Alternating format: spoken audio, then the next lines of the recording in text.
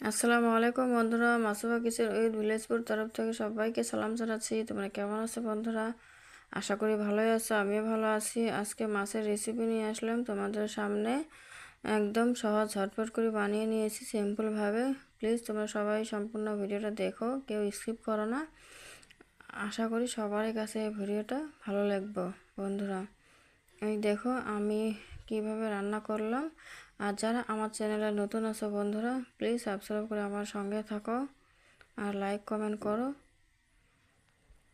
আলু বেগুন দিয়ে আমি এই মাছের রেসিপি করেছি, তোমরা দেখো। আলু বেগুনের মাছের রেসিপি কিন্তু অসাধারণ হয় খাইতে। শীতকালের আলু বেগুন, নতুন আলু বেগুন দিয়ে রেসিপি করা।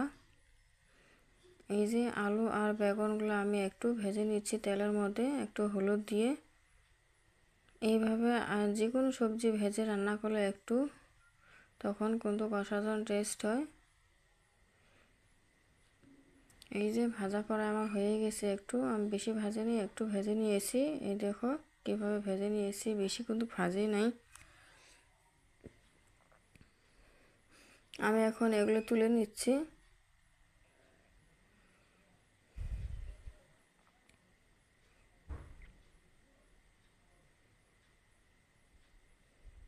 এই যে এখানে আমি সরিষার তেল দিয়ে দিলাম পরিমাণ মতন। এই যে এখানে দুইটা পেঁয়াজ কুচি আছে বন্ধুরা, পেঁয়াজ কুচিগুলো আমি এখন একটু ভালোভাবে ভেজে নিব। এই যে মশলার গুঁড়ো পরিমাণ মতন দিয়ে দিলাম, হলুদ গুঁড়ো পরিমাণ মতন, লবণ। এই যে এখানে তার মরিচ আর পেঁয়াজ পেস্ট করা এগুলো একসঙ্গে করেছি, এগুলো দিয়ে দিলাম।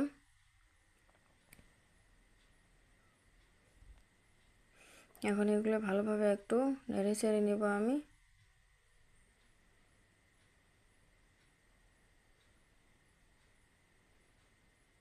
দেখো এগুলো ভালোভাবে কোনো আমি নেড়ে চেড়ে নিচ্ছি বন্ধুরা।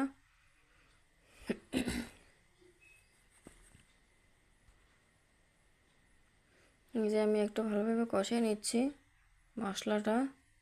এই যে মাছগুলো দিয়ে দিলাম, মাছগুলো দিয়ে একটু এখন ভালোভাবে কষিয়ে নিব।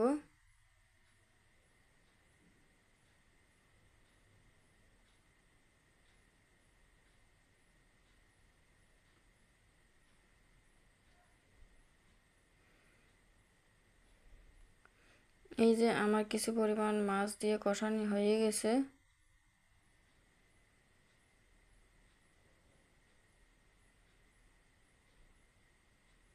এই যে এখানে বেগুনটাও দিয়ে দিলাম, বেগুন আর আলুগুলো ভেজে রাখা বেগুন আলুগুলো দিয়ে দিলাম।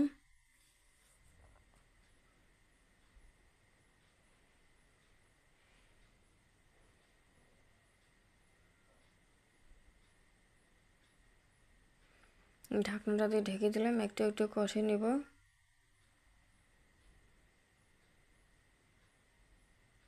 এই দেখো আমার কিছুক্ষণ কষানি আমার হয়ে গেছে।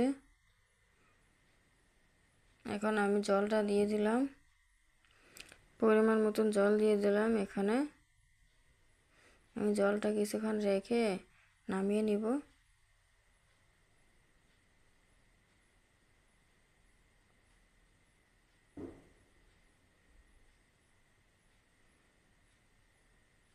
এই যে মাছের মাথাগুলো আগে দিই নেই, ভেঙে যাবে জন্য ভেজে রেখেছিলাম, এখন দিয়ে দিলাম।